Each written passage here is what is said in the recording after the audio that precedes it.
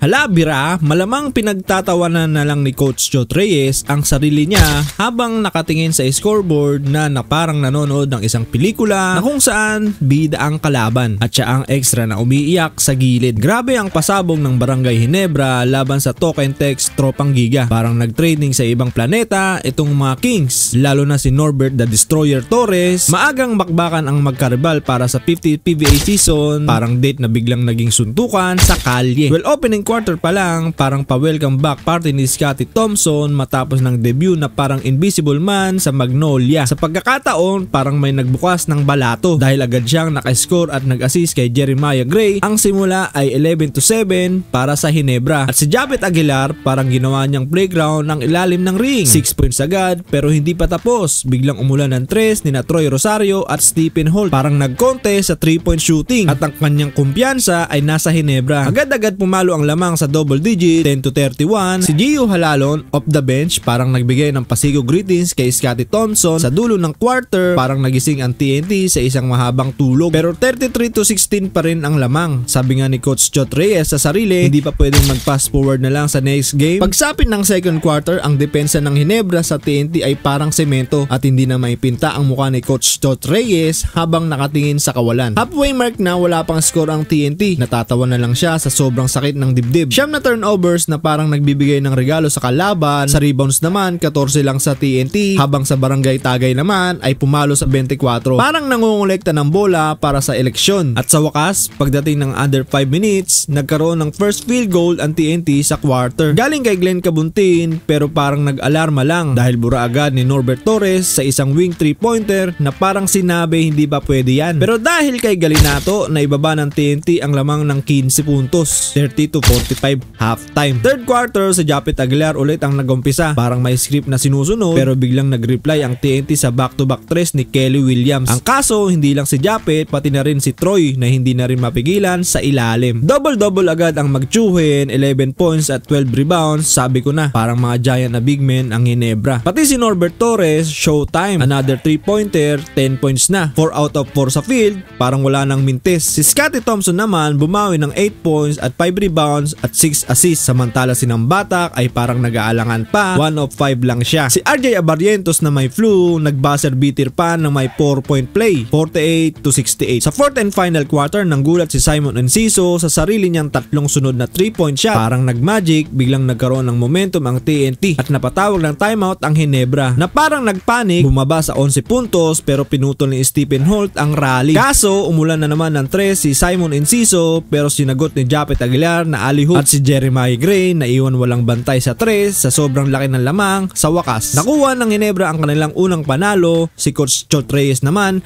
malamang nag-order na ng alak sa sobrang dismaya niya.